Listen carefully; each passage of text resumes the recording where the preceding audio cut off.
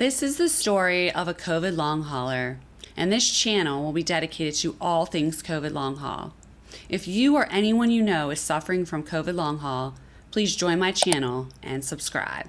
Hi, it's Jacqueline, and I'm here with episode 2 as we continue our long haul COVID journey. So, I hope that you got to see episode 1, and that's really about diagnosis and all of the emotions that are tied to being diagnosed with COVID. Then, of course, we go through the acute phase of COVID. So in order to be my most authentic self, I really have to tell this journey exactly how it happened. So after my acute infection, which did last about 3 to 4 weeks, I started to feel better. At that time, I was eligible to be vaccinated. I really honestly did not know what to do. The messaging out there was mixed. On the website of the CDC, it did say you could wait 90 days. It didn't say you had to. It just said you could if you wanted to, because you probably would not be reinfected within 90 days. And then you could give someone else the opportunity to take the vaccination since there was a limited supply. At that time, again, LA County was surging. I work with patients, and I was very, very concerned as I heard other stories of people being infected multiple times. So I really wasn't sure what to do. But because there was so much fear associated with what was going on, I did make that decision out of fear. I decided to get vaccinated on January the 15th, my first dose of Moderna. I was told that it would hit me very hard, and it hit me very, very hard. I was really sick, down and out for honestly probably about 10 days. I felt nauseous, headaches, feverish, body aches, super, super tired. So after about 10 days, I felt like this veil had lifted and I actually started to feel better. And I was very thankful. I was going back to the gym. I was at work. I was actually feeling pretty good. And then it came time for the second shot.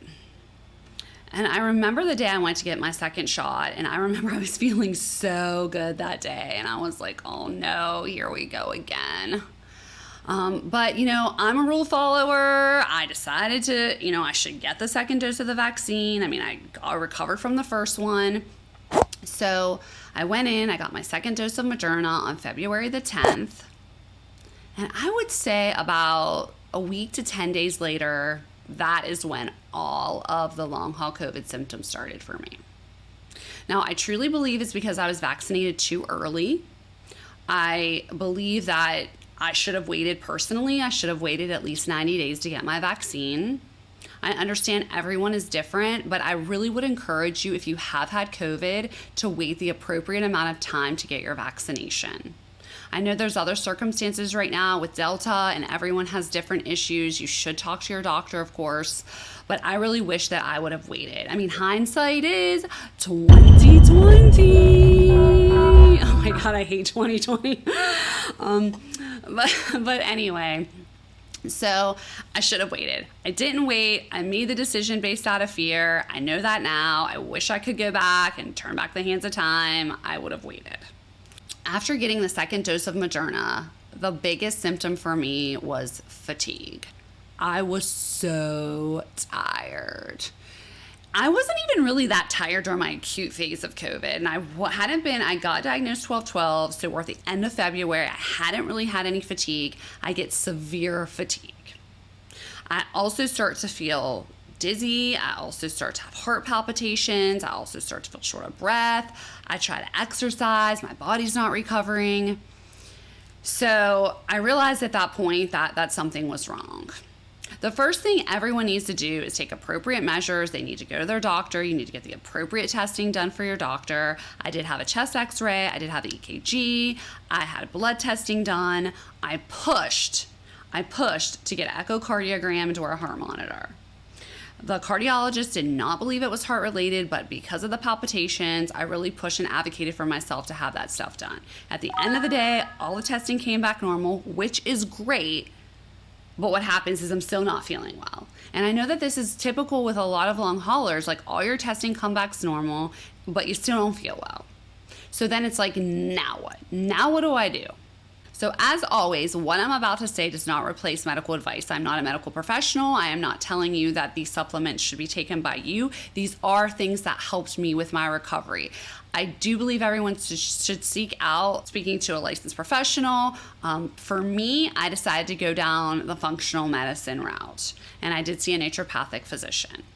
But first, I want to say, before you even get COVID or in your acute phase of COVID, things that are important to take are vitamin C, vitamin D, zinc, and quercetin. Those are things that we were told to take that could help with just the acute phase of COVID. The second thing you really want to do is be eating a very healthy diet, an anti-inflammatory diet. You want to keep inflammation down in the body. I know it's tough. We all crave like those really good, especially when you don't feel well, you want to just eat like donuts and treats and stuff, but it's really, really important to eat anti-inflammatory foods and keep your diet as clean as possible. Second is that you want to rest and you want to sleep and you want to let your body heal. And I know that seems pretty basic, but it's very hard to do, especially when you're a very active person, to just sit there and rest. But that is what's going to ultimately heal you, is letting your body rest. Next is just reducing stress. And that's very difficult when this whole situation is super stressful. Everything about getting COVID is super stressful. How are you supposed to reduce stress? So all I can say is just try to manage it the best that you can, whether it's through meditation, journaling, sitting outside, going for walks if you can tolerate it, just anything to kind of help with your mental health, taking a nice bath. One other thing that helped me was to stay very hydrated. Our bodies get very dehydrated, so the more that you can drink water or some type of electrolytes. I personally took Energize. It is a supplement that I got by Dr. Living Good. It's a really great supplement. It helps keep me hydrated, helps me when I was also feeling a little bit fatigued. So those are things that you can start implementing as soon as you can. Stuff that you can just do at home on your own. Next comes in the functional medicine doctor.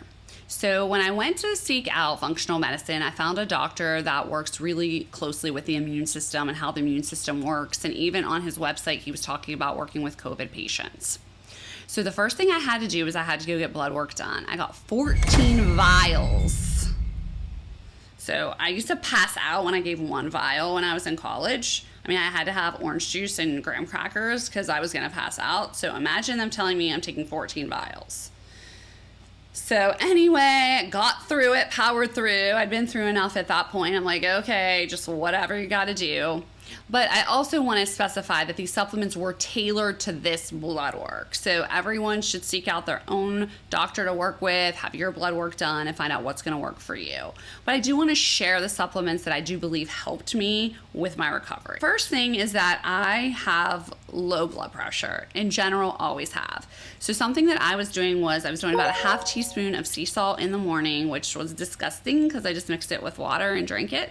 But it did help with my blood pressure.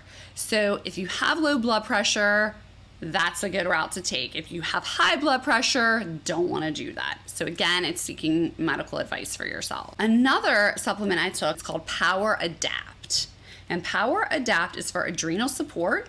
It's to improve energy and optimize recovery time. It's just a little droplet. I put in about 3 drops in the morning on my tongue, and that's what that's for, Power Adapt. Next, it's called Metabolic Synergy, and it's to help maintain healthy glucose and insulin levels. Next, I take Active B12 with 5-MTHF, and that's to help lower homocysteine levels and also help with energy. Next is one I'm sure a lot of you are familiar with, and that's glutathione. And that's going to be an antioxidant and a detoxifier. I also take something called phosphatidylcholine, and that's to help boost cognitive function. I also take something called CoQ10 ST100, and that also has antioxidant properties and essential for energy production. Next, yes, they just keep on coming. I'm on a lot of stuff. Ribocarniclear, and that's for heart health, energy enhancement, and muscle recovery. Next is Omegogenics EPA, an anti-inflammatory. So anything with omegas in it, fish oil, just something for inflammation. Next is NADH plus CoQ10 for cellular energy metabolism, and it's an antioxidant that helps with the mitochondria.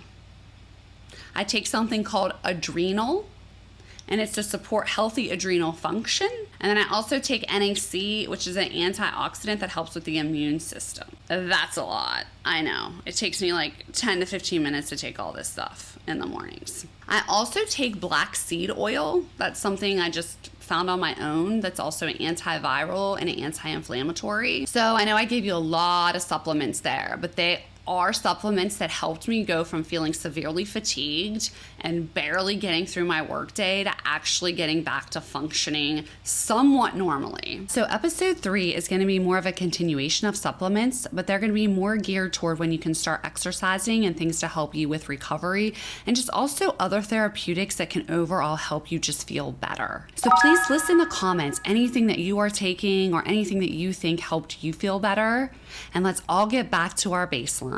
So I hope you enjoyed this episode, and I hope that you will catch up with me on episode 3. Peace.